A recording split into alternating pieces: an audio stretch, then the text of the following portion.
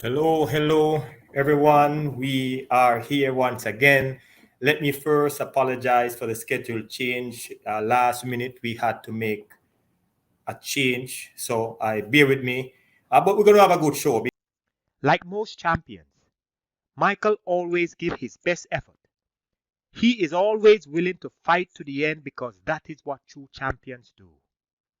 With an impressive personal record of 9.88, Michael is ranked as the sixth fastest Jamaican male sprinter in the history of the country.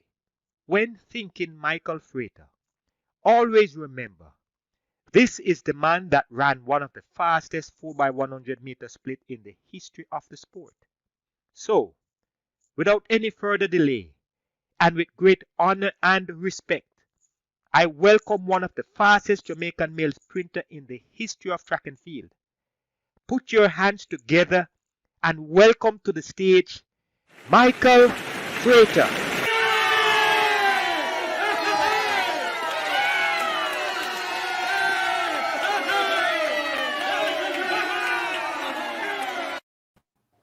Hello, hello, Mike. How are you, sir? I am good. I am good. Thank you very much for having me.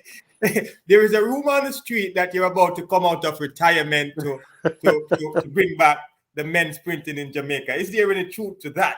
But no truth to it. No truth to that right now. I am just now helping to redevelop the men's sprint in Jamaica. I've been approached a lot about people, coming about me coming back and other athletes coming back. But we have done our time, and it's time for the next generation to take over now.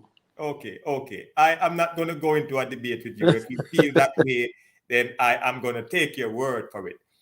Before the start of this interview, all our interviews, our guests, they would get a chance to shout out whomever they please, or they may take the opportunity to advertise a venture of their choice. Is there anyone you would like to acknowledge before we actually go into the interview?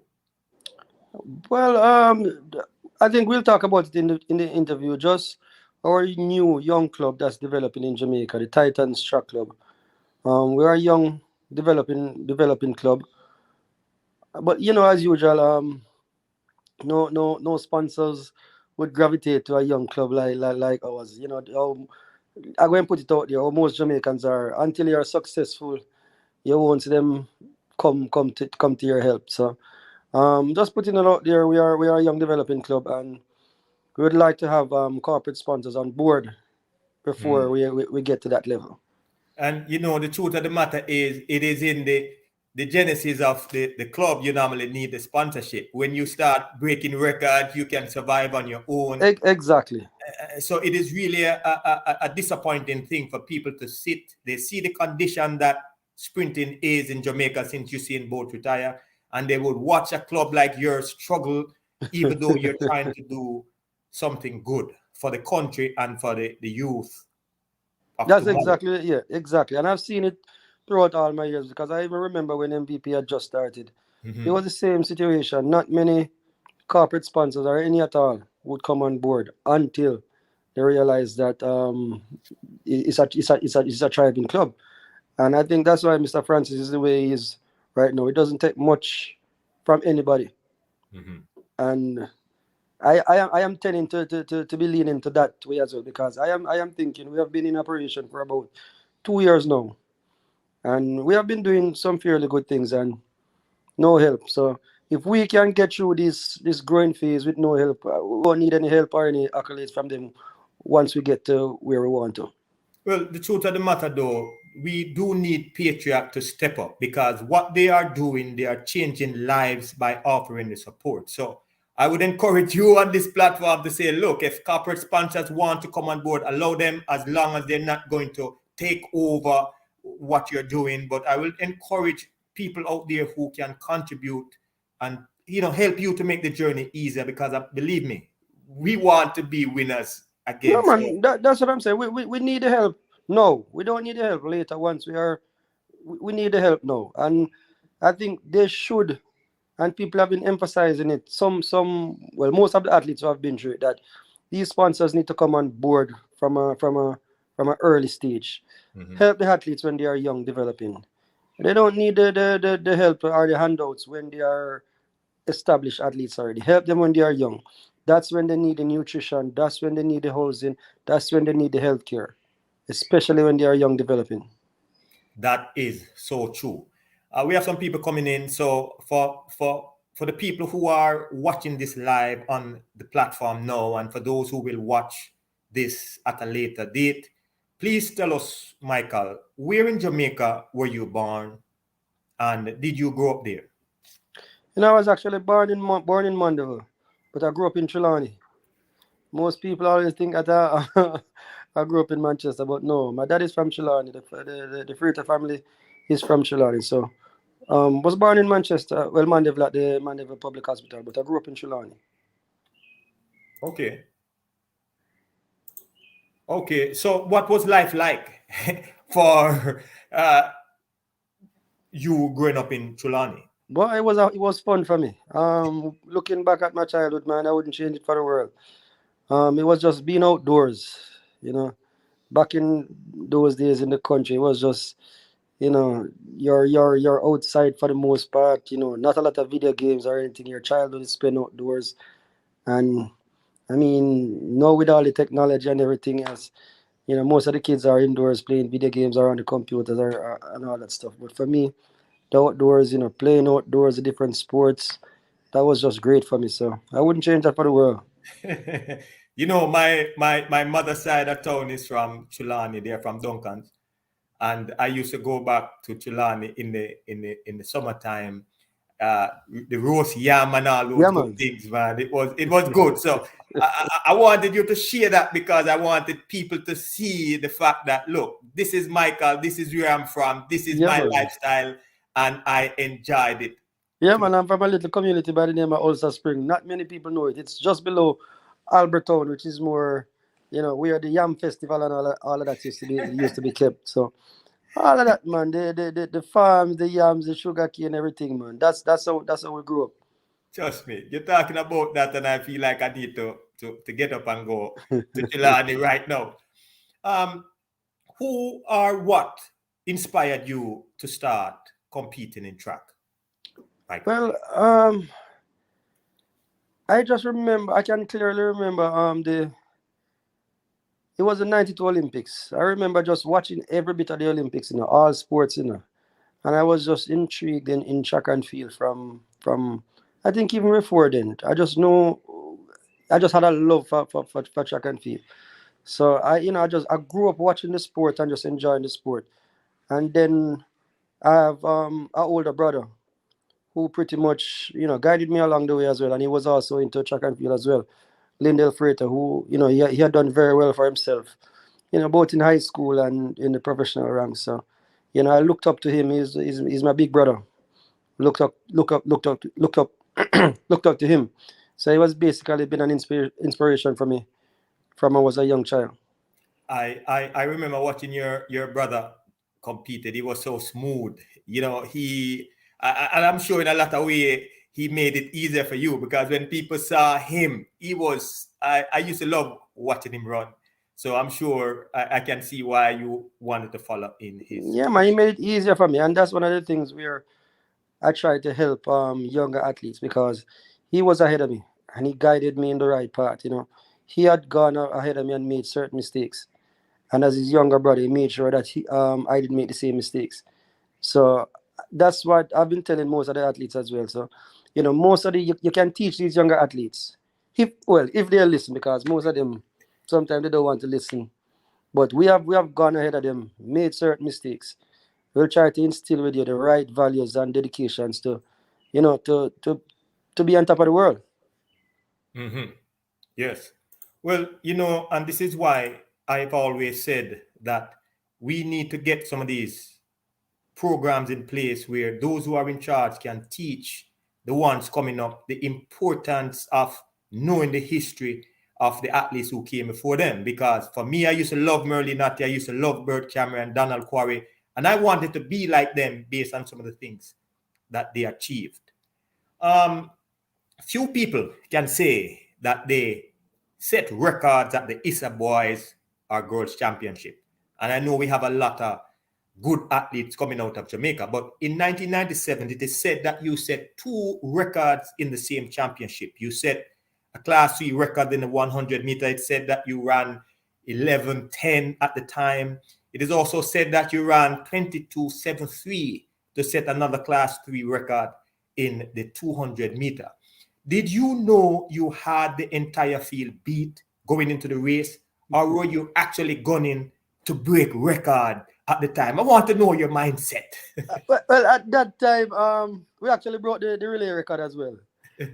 But at that time, I think I had pretty much established myself from that in that class that I was pretty much I was ahead of the field. Because the previous year I was also the favorite in the 100 and the 200, but I got injured. So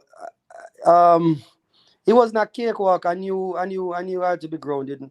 My coach at the time, Mr. Francis, made sure I was grounded and stayed focused. And going into that year, I can remember clearly. It was just me, just remaining focused and being healthy, and I knew I would have a good championship. Which, I mean, those days, champs wasn't 5 days like how it is right now.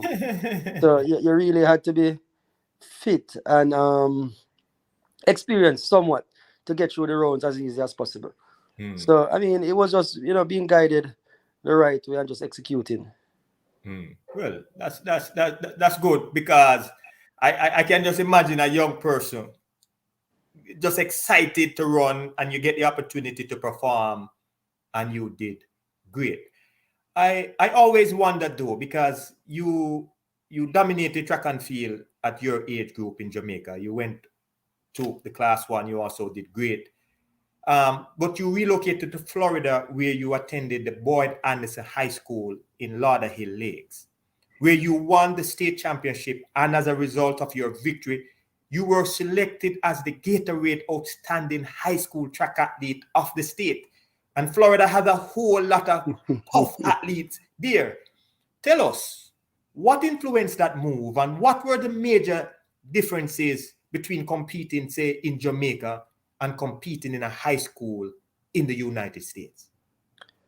What really influenced that move was injury. After my first year in Class 2, after champs, I was young and naive, and I was just doing all different sport. And I remember one night I was playing basketball. We in the hours of the night, playing basketball, and I picked up a groin injury, and it turned out to be a very bad one. And at that time, my mom had already migrated to the States a few years, and I was her baby, and I was here in Jamaica with my dad, and she was just like she wants me there with her now.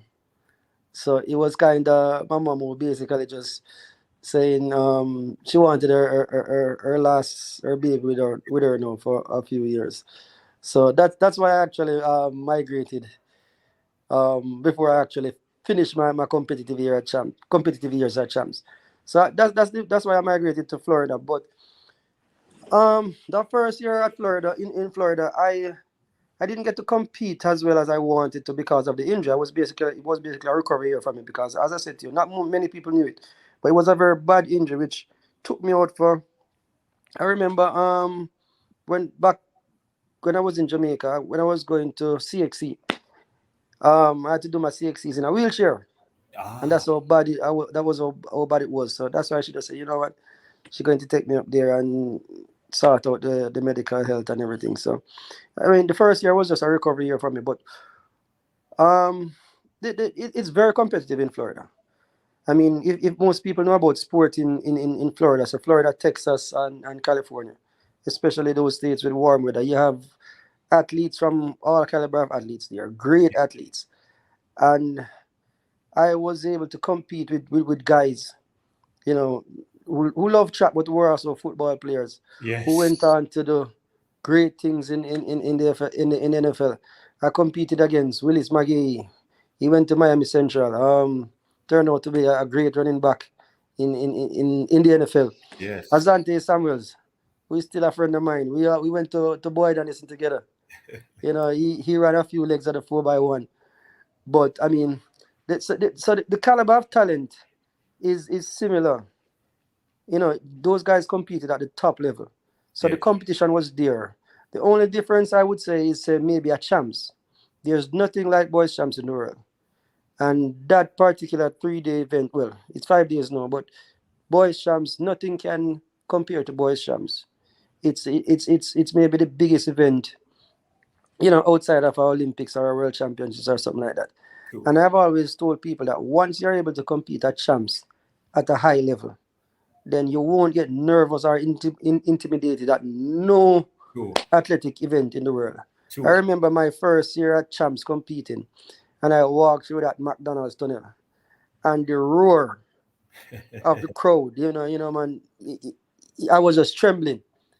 And, I was able to compose myself and competed very well. But I'm telling you, once, those times that the champs is at fever pitch, the whole stadium full, and you just, if you are able to compete at boys champs, you can pretty much take on anybody in the world.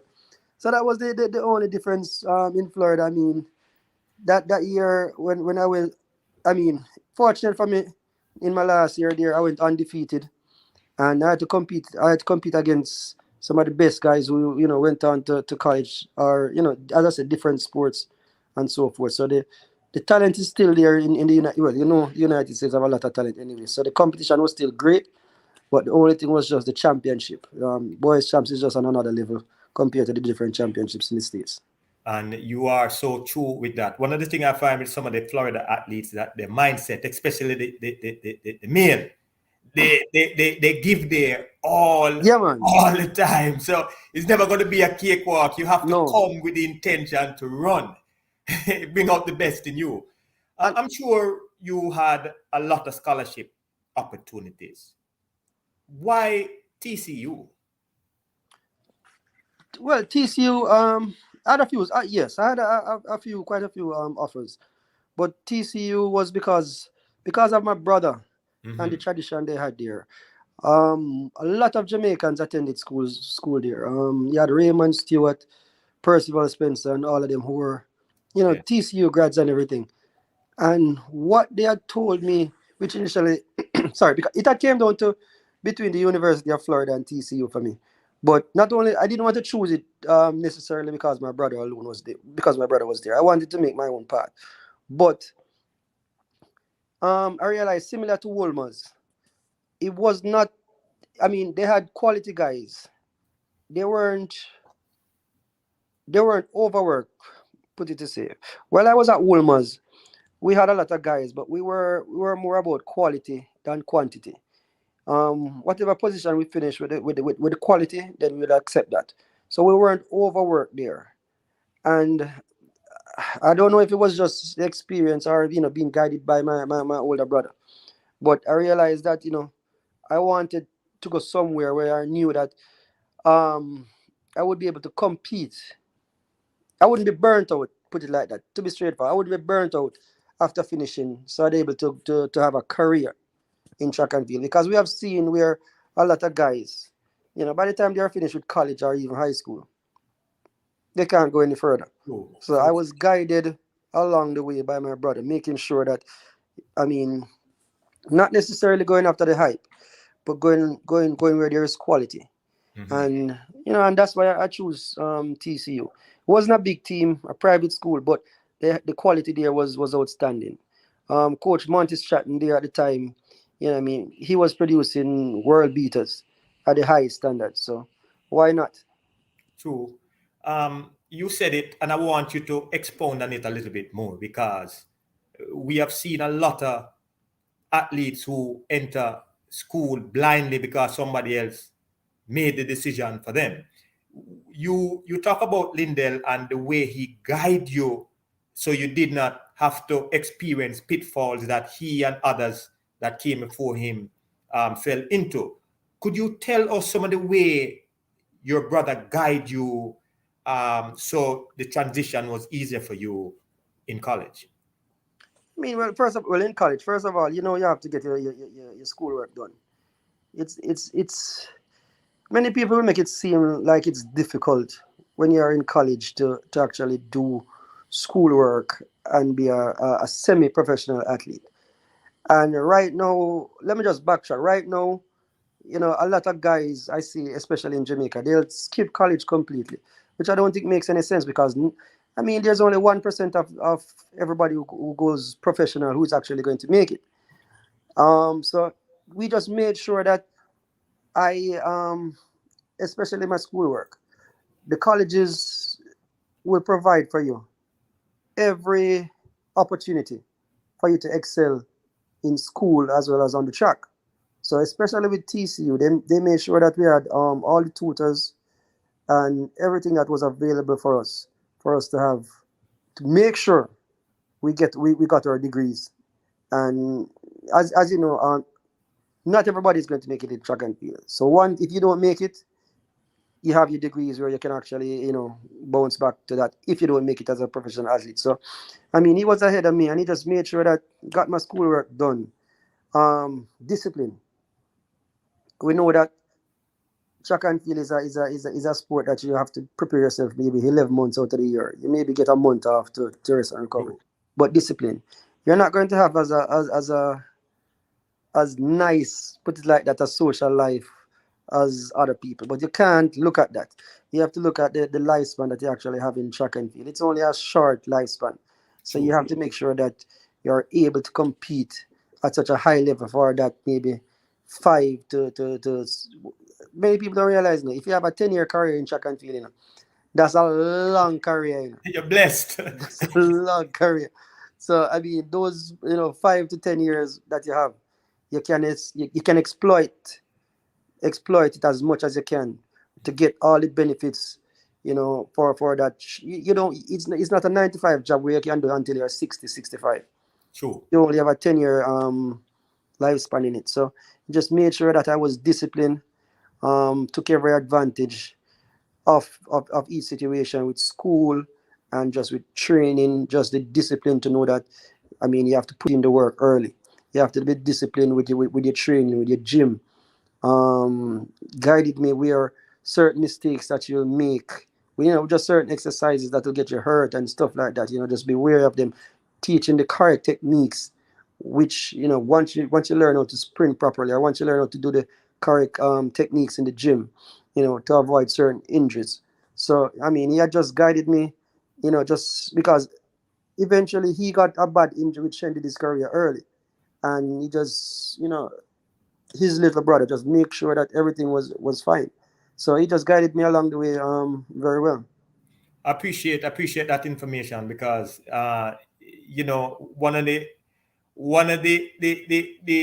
way one can be successful is to listen, and people don't really realize that discipline in itself is actually a skill. I'm going to come back to some of those things that you said because they are imperative to the development of any young or old athlete. So I'm going to come back to those questions. In 2003, you finished third in the NCAA and you won the Pan American Games in the 100-meter. And I could see the progression and the development coming on from 2003 onwards. I want you to tell us in your own words, how much would you say your mindset, your discipline and dedication contributed to your great improvement in your performances as you started to get older? A friend of mine, we were just talking about it the other day because of the athletes that we have at the club. And we were saying, there's no better teacher than experience. So although my brother taught me certain things and guided me certain way, there was no better teacher than actually experiencing certain things. So fortunately for me, I mean, competing at TCU, I was able to train with the likes of Kim Collins and Lindell and Darvis Patton.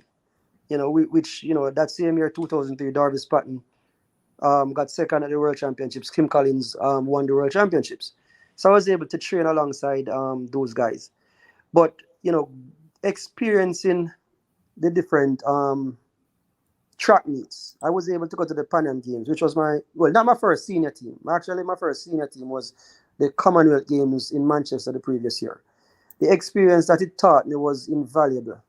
You learn personally, how to represent your country, how to handle the pressures of competing against the best in the world.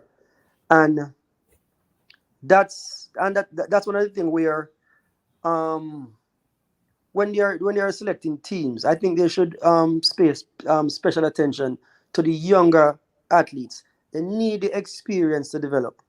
There's no better teacher than experience, and if they are not experienced enough to compete, I mean, you can have the most talented athlete in the world, but once he has no experience, competing at a high level against a guy who is, not as good as him, but has the experience will trump it anytime.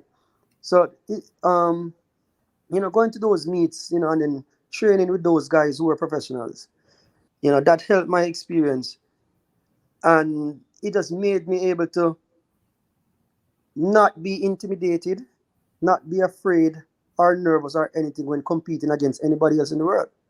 Yes. Yes. And it makes sense.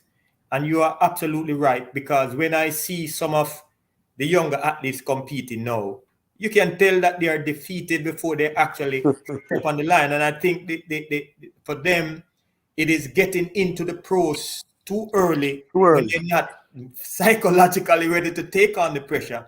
And the pressure just eat them up, just like that. It is often said, and I am a true believer of this, Michael, that transitioning from amateur to the professional, it is no walk in the park. Because this is where a lot of the athletes fail to transition successfully to the next level. The coach has to be right, the environment, also the structure of the camp has to be right. And we talk now about the funding. Funding has to be right. How was your transition? Was it smooth as we, the spectator on the outside, perceived it to be?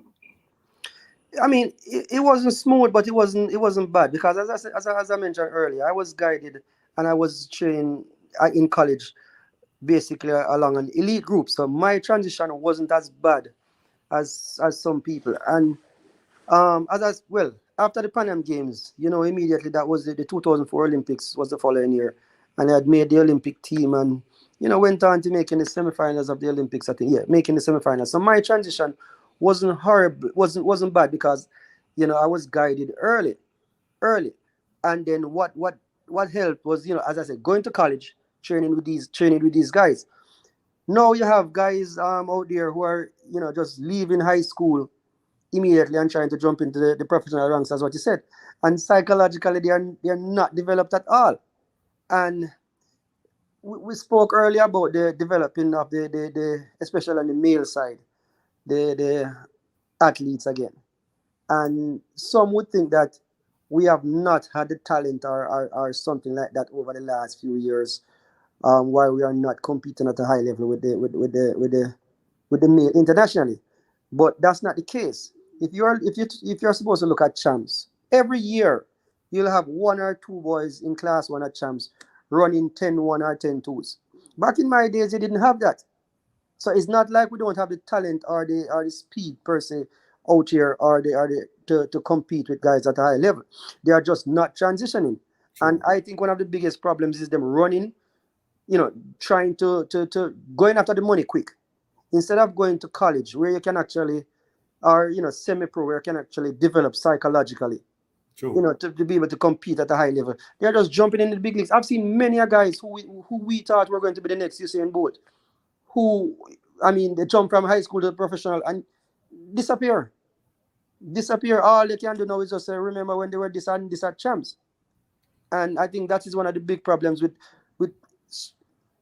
so-called managers out here trying to exploit the athletes, forcing them to take up different professional contracts early, when they should guide these young athletes.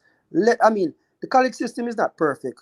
You'll hear that certain guys go into the college system and they got lost in the system. But that's where the manager is supposed to come in play. If you're actually going to be a manager, help the athlete. I mean, make sure that they make the right decisions when they go to college. Try and pick the best college to fit their needs and so forth. So I don't really want to hear about them being lost in college, because when you're in a good Division 1 college, thereabout, you'll be afforded a good education, good health, and good coaches. It's just that some of us Jamaicans here, once we all know that you can make a lot of money out of track and field or sports in general, and you're trying to rush these athletes to to make you that money at the detriment of themselves. True, true. Well, you heard it here. I am so happy that I'm talking to somebody who shares similar sentiment as I do. And you'll find that the patriots are the ones who want the country and the athletes to be better developed, because we know what it is like to get the quick fix. You always come crashing down. And a person like you who've been there and done that, you will be the perfect protocol to listen and follow. So I'm happy what you are doing for the country and for the club, Mike. In 2005, you started to dominate the 100 meter. You earned a silver medal in the World Championship in Helsinki behind Justin Gatlin. He was the man coming up because he won the 2004 Olympic game.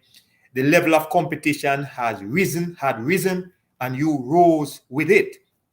How hard was it physically and mentally in your preparation that gave you the confidence to excel at the level you did? And that's what most people need to learn. It's not easy. I'll tell people back then I had no life, well, no social life. Under the regime of Coach Francis, we were a young club but developing at the time. Bridget was there, myself, Asaf, and a good group of athletes who were just Sharika Williams, Sherwin Simpson, was just developing at that time. And when I tell people how we trained, I mean, we trained 6 days a week, from 5 a.m. to 10 a.m. in the morning, and then another 2 a.m. to 2 p.m. Then we go home, eat, sleep, and just get up back. And we did that for 11 months out of the year. So it took tremendous dedication and sacrifices to know that we have a specific goal that we want to accomplish. And at that time, Mr. Francis, he made us believe that we could compete against the best in the world. Anybody, we were just as good as them. I mean, the Americans were dominating the year before. Apart from yourself, who was competing at a high level in the quarter mile, we didn't have much sprinters who were competing or were able to beat the Americans. And I mean, 2004 was basically the coming out party for us, where Asafa went to the Olympics and got, I think it was fifth. But on the Diamond League, myself and himself, we were there, mixing it up with the Americans, beating them here and there. And, we got to believe that, I mean, we can be Olympic champions, we can be world champions. I mean, we can compete against these guys who are supposed to be the best in the world, no matter where you're from or anything like that. And at the time, I mean, Mr. Francis, hands down, maybe the greatest technical coach in the world, one of the greatest coaches. So, he was there developing his craft at the same time. And it was just a good chemistry. And everybody was just there working to be the best they could. Yes. And you started to see the fruit of your labor, because in 2009 at the World Championship in the 4x1, you and your teammate won the first World Championship gold in a long, long time for the country. I'm sure you learned a lot from past and future, but what did you learn from that race that you can share with us? And what did you take away from that race that you will continue to teach others to know, because it will make them better? I mean, 2009 was just a little iced in. Unfortunately for us, our gold medal that we got in 2008 was taken away from us. But we learned from before that even 2007 that we were able to beat these guys and compete at a high level with them. Unfortunately for me, I was injured in 2007, where I wasn't able to compete at the World Championships. But that year, I mean, Asaf unfortunately got third. I think he made some errors in the finals. Usain got second in the 200. So at that time, we were competing, beating these guys, put it like that. We were beating them because we were beating them up on the circuit. I mean, I wasn't able to compete at the World Championships in 2007, but after the World Championships, I think the only person that had beat me after the World Championships was Asafa.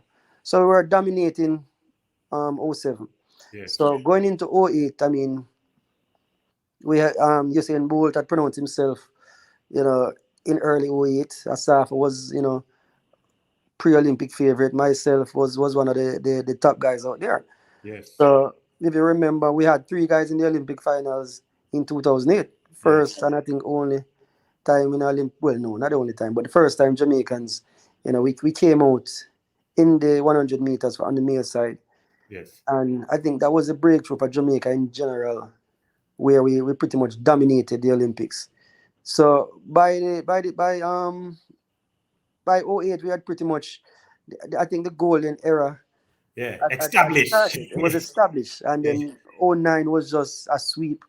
We went to the World Championships. We pretty much won every sprint event, and we pretty much dominated for quite a few years. Then, so I mean, '09 for us was just Iceland there. We just pretty much for that 4 or 5 years, however long it was, we pretty much dominated, and I think we were I mean, but once you get to that level, you have to realize that. I mean, as I said, the fruits of the labor were maturing, but you have to realize that in order to keep picking those fruits, you had to maintain the discipline and stay on top of your game. So true. So true. Well, it continued because in 2011 you were also a member of the World Championship team. 10, and people may not know this, but you played your part beautifully by running one of the fastest splits to help the Jamaica team win. What can you share with us to get us to value the power of focusing, the power of coordination and teamwork? Because we don't see that today with the younger generation. As I said, back then it was a group of guys who were willing to work with each other. We were all friends, and we respected each other. We knew that once we got on the track, especially individually, I mean, we were competing against each other. But once we came off the track, we knew we had a rivalry on the track. But once we came off the track, we were still all friends and still respected each other. And we just had the chemistry.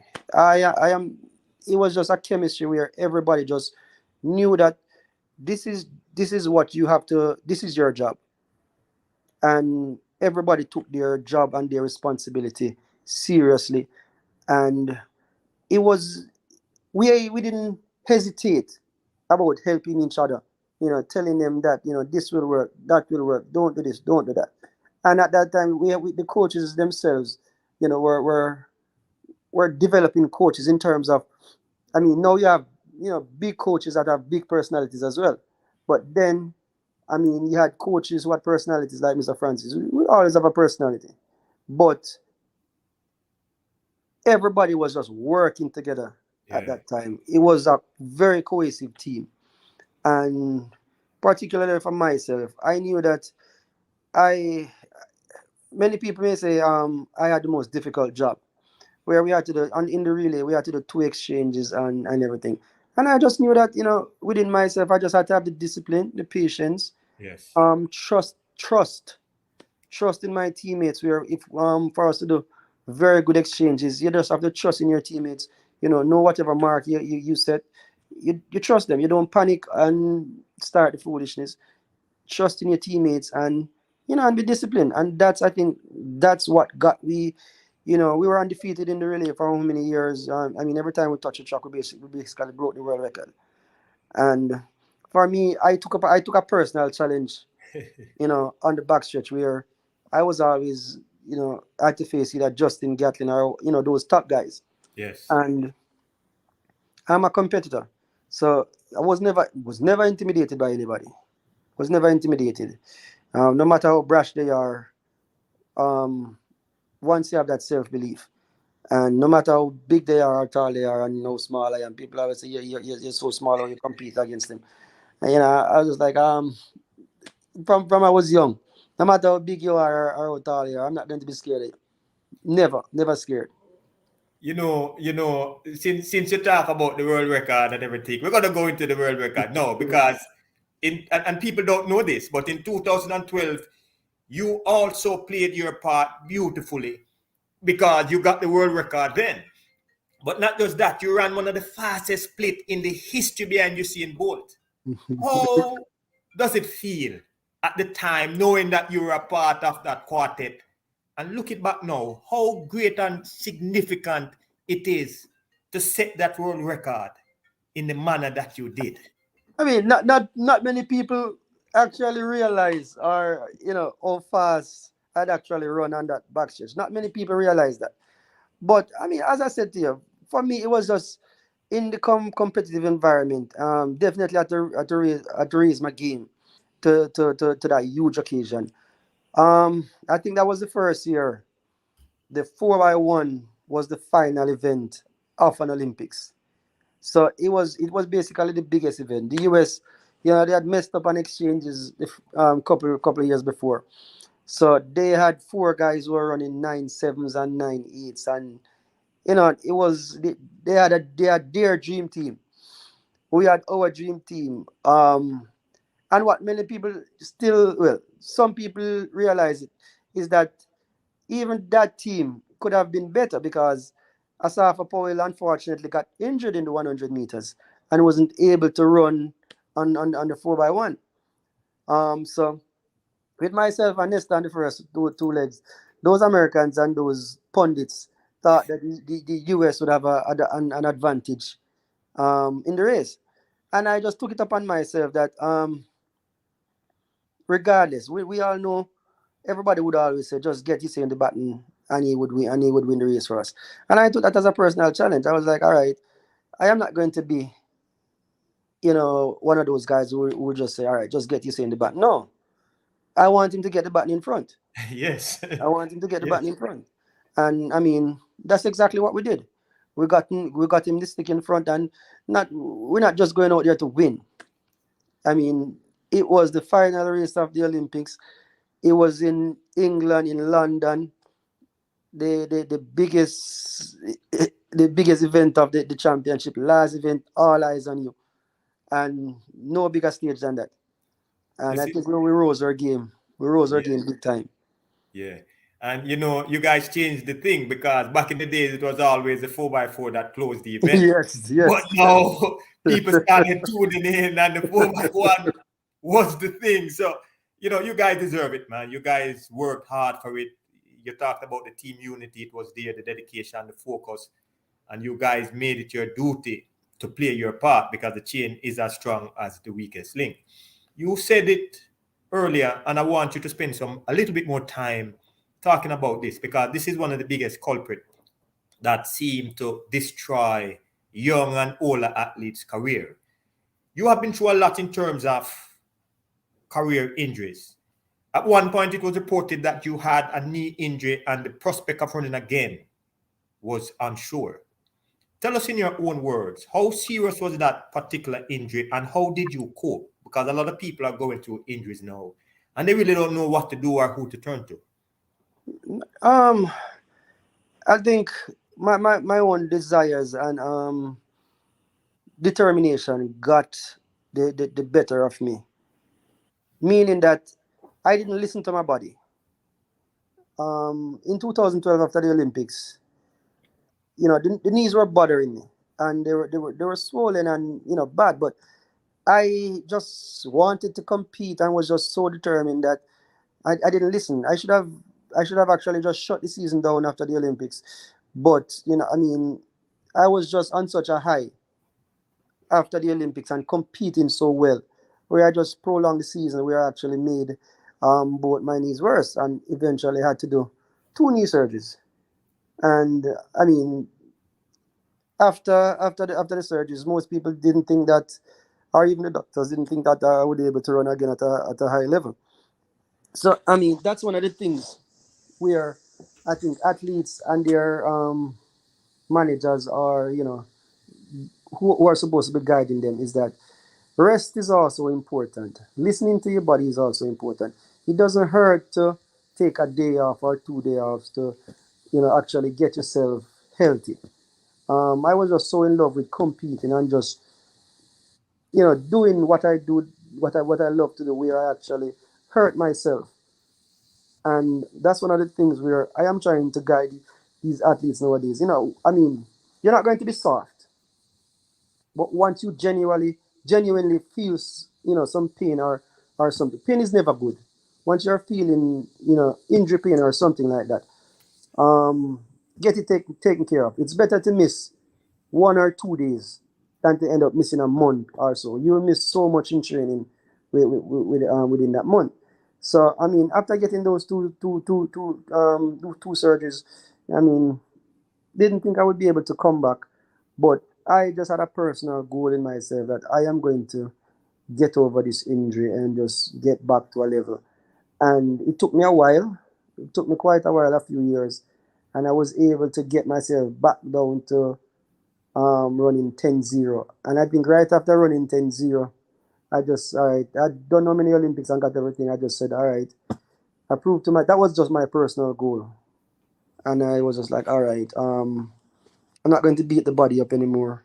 And then I just, retired after that. But what I'm saying is that these injuries, once you have the right healthcare system, because at that time, we didn't have a professional practitioner that was working with us. And I think that's what most of the clubs nowadays have.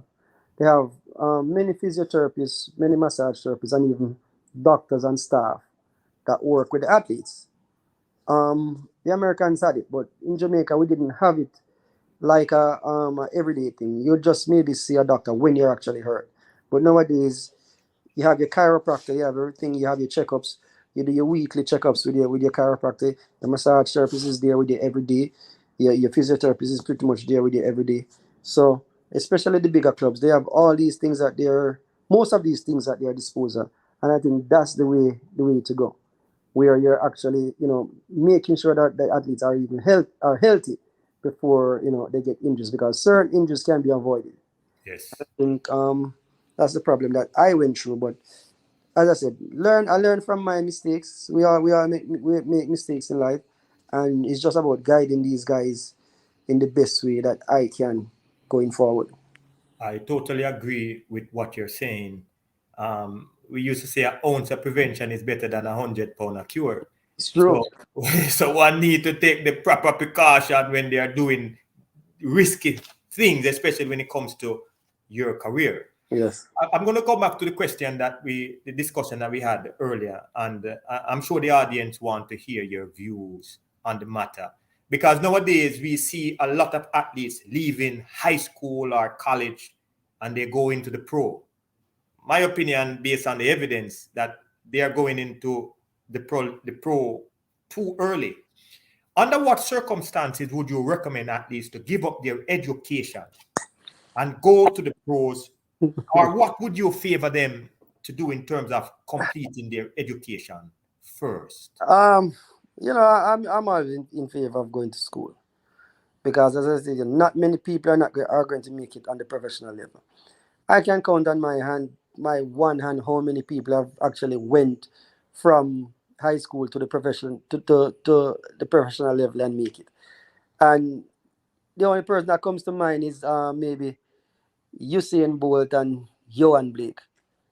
Everybody else who have actually made it has gone through the some form of collegiate system, which is basically a semi-pro system where you actually, you're psychologically developed. You're able to compete against your peers, and you learned amongst the best. Asafa Powell went to UTech, Shelley and Fraser went to UTech, Elaine went to UTech. So those local people actually went to a university or college. Apart from a Usain Bolt or Ewan Blake, who actually went directly to the pro, there's I would like somebody to tell me who actually went from high school to the professional level in Jamaica and actually makes it. In the US, we saw that many people say that Alison Felix and some of those guys went directly to the pro. But what they don't realize is that when from high school to the pros for them, they were still going to university. Those contracts that they had made sure that they went to university as well. Because one injury, one bad decision, your career is over. You won't have an education to bounce back on or anything like that. So for me, as I said to you, most of these guys, and these companies, the shoe companies as well, are so much trying to find the next Usain, where as somebody you see a glimpse of little talent, they want them to go to to be a professional, which I think it's better to go to the collegiate system, or if you're going to stay locally, you attend a university. You have UTech, UE, GC Foster, and where you can develop mentally and psychologically. It doesn't make any sense to throwing this young guy into the professional ranks. He's not. You can't think when you're 17. You don't know what is right from wrong when you're 18 or 17. You have no experience in the world. So I mean, that's my take. I mean, you have to. I would say even if you go to college for 2 years, that experience is invaluable, and you actually learn how to think. You actually develop. I mean, people won't be able to take advantage of you as easy as they are, especially when you are young, and they flaunt some money in front of you and just take advantage of you. So my stance is always head to the some form of collegiate system after high school. I agree with you 100% plus another 100% and another one. I remember years ago I tried to convince a particular athlete not to go pro. I used to call him occasionally. I even tried to encourage him to just go for 2 years, just to get that 2 years where you could see for yourself and be a little bit more developed. He wanted to go straight to the pros. Now I see him and he's just surviving. He's just existing. There is nothing, there's no education to fall back on. So I truly understand clearly what you are saying. So I'm happy that you're in the position that you are in now. As we mature, Michael, we grow into spaces where the transition is a must. For you, after a fruitful athletic career, you have now moved on to start your own track club with teammate and technical director Gregory Little. I did some interviews with you guys. I would encourage those who don't know to go back and watch it, because I love the interview. I love the sincerity. I love the foresight, the knowledge. The male seem to have hit a snag. I've been saying that for the longest time in Jamaica. And people are saying that it is all about the talent, the lack of talent. I totally disagree. I think it's more about guidance. In what way would you say you are contributing to rebuilding sprinting for the male athletes in Jamaica? Well, for us though, myself and Gregory, I've always wanted to give back in track and field the best way I could. And there's no better way than being in the trenches with the guys and helping them develop, to put it mildly. So, I mean, it's always been a passion for me. Anybody knows me knows that I'm a diehard track and field fan as well. Not only because I did it at a high level, but I genuinely love the sport and want to see the sport develop. So, for us, it was basically just getting back and giving back to the sport. We don't have a lot of our team is a very small team, and I mean, many people will ask me why you're not out there recruiting these high school athletes, and my stance is no, let them go to school. If they want to come back after that, then fine. With the group of guys that we have, we just have to make it work. I mean, we have athletes like Jaziel Murphy, Javan Minzy, and we have Yohan Blake and Kimara Bailey Cole, as well as a young Akeem Blake as well. But those guys are typical of what I just explained. Guys who went pro out of high school, and after after them not doing what those managers and people expected them to do out of high school, they were just left by the wayside. So true. And for us, it's just about, I am not going to see somebody by the wayside and not help them. So I mean, Murphy had pretty much retired. Minzy, he was just stagnant, and I was just like, Gregory, this is it's not going to be easy, but these guys were just left, to just left to hang in there, and it was just, you know what, I'm never the one to. I always like a challenge. And once we got these guys, and we made them believe in our system and believe that you don't give up on yourself. Once you're disciplined, Discipline is the key word. Once you're disciplined, you can actually achieve a high level. And we started working with them about a year and a half ago. I mean, both guys were extremely overweight. So for me, it was just basically laying on them the experiences that I have, teaching them again how to compete, teaching them again, just how to be disciplined, how to maintain themselves, and just make the necessary sacrifices to develop themselves.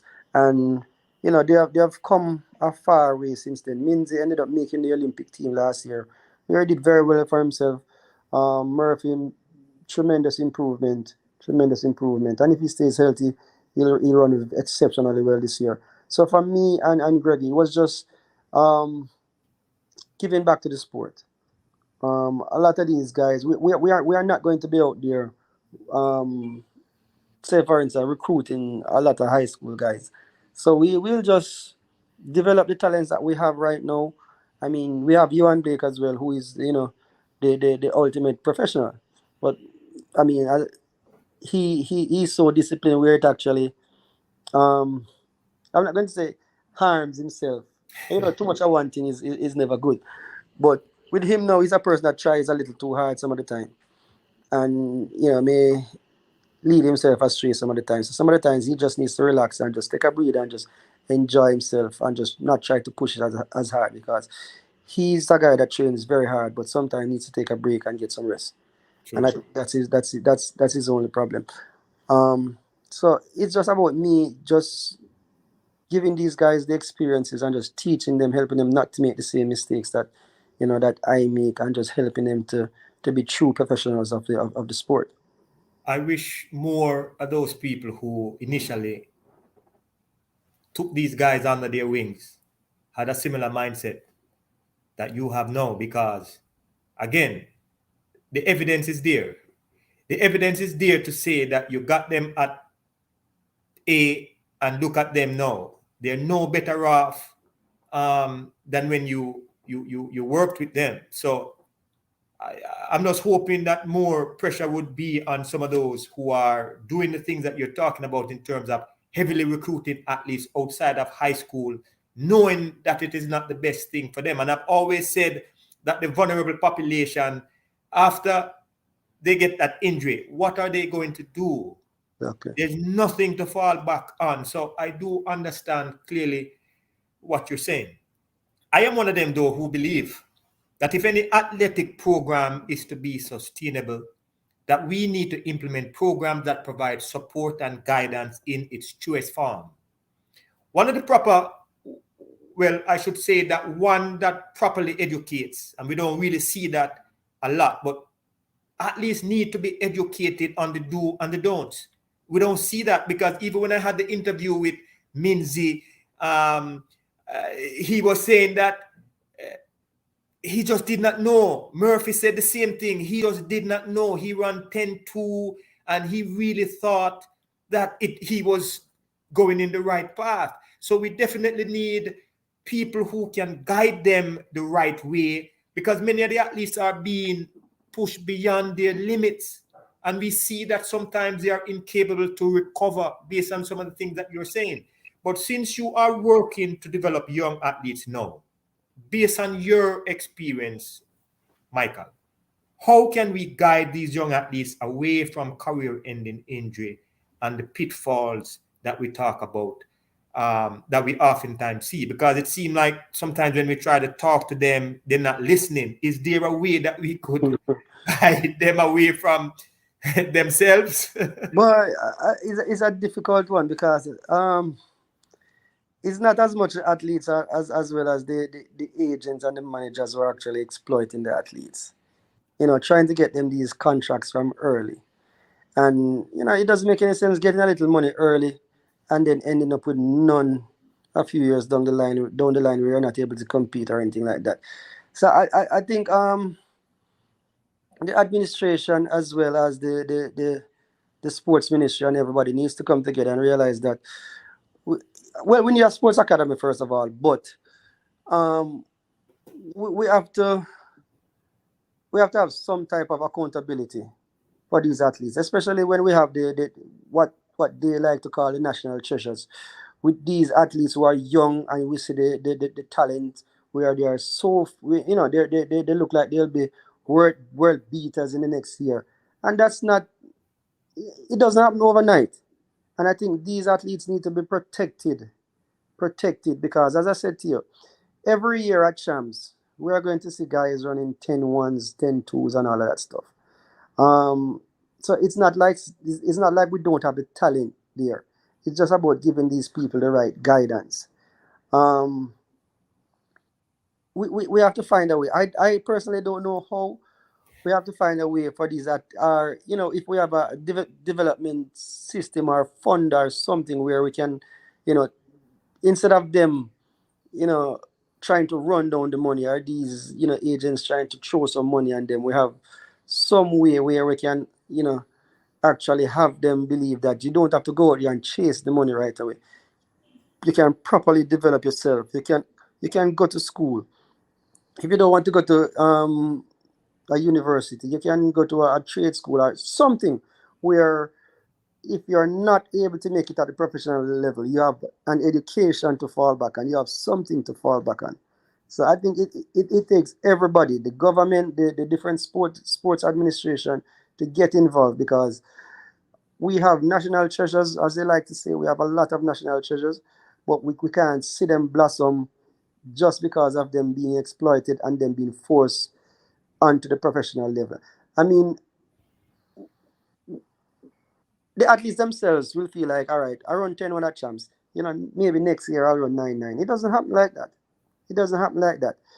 Champs is now such a big sporting event, and these coaches know so much how to develop these athletes to run fast that, you know, when they are finished with Champs, I mean, it's hard for them to develop to the next level. I'll give you an example. I remember one year, I saw a guy at Champs. I think he ran, I think he was 10-2 or 10-2 and 20.2 or 20.3 at Champs. 20.3 at Champs.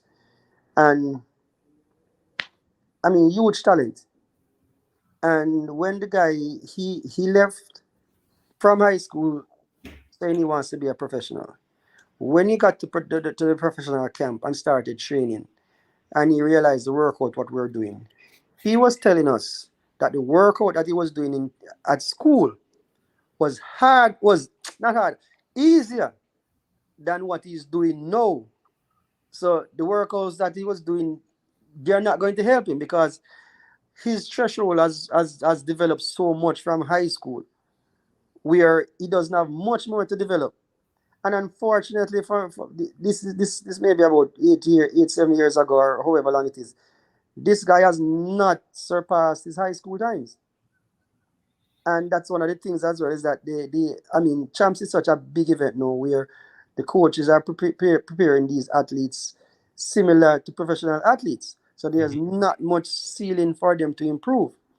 And that's one of the things when they jump now, so they run 10-1 and jump onto the professional scene.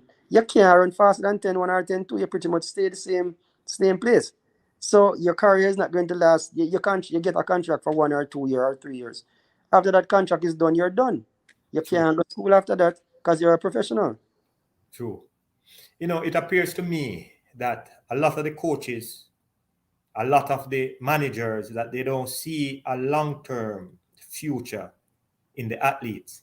And because of that, they try to rush the development so they can get what they can early. And at the end of the day, it is my personal belief that if the federations are not able to protect these athletes, we are going to experience a drought where it's going to be extremely difficult to get back to the era that you talked about, because you saw the fruit being, or the seeds being laid during your time, and you started to reap the fruit from 2008 right up until 2016, which shows that if the foundation is not being laid, then there is no future for sprinting. And we saw the foundation being laid then, but as of today, I don't see the foundation being laid at all.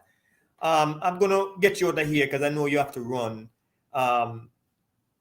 What would you like others to know about Michael Frater and his new track club? Just that, similar to Michael Frater himself, he'll try his best to mold this track club the same way I was brought up, the same way I came through the system. Just being very determined, making the necessary sacrifices, and just guiding the athletes, teaching them, trying not to make the same mistakes that I made or Gregory made, because Gregory was also a professional athlete as well. I mean, we have been through it. We have been to the top of the mountain, and we have made mistakes, and just guide them the best way we can to be the ultimate professionals. I've always wanted to see, we back on top, especially not even as much as being back on top all the time, but just mixing it up every year with these guys. I mean, at the World Indoors just concluded World Indoors. We had no Jamaican in the finals of the 60 meters.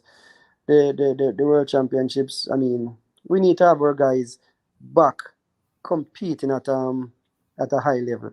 You know, it's hard being on top for so long and then realizing that there's nobody to pick up the mantle to to compete at such a high level. So for me and Gregory, it's just instilling the values in these guys that we have. Being very determined, making the necessary sacrifices. I mean, if you're able to do this thing at a high level for a while, you'll be able to take care of your families. You'll get the fruits of your labors.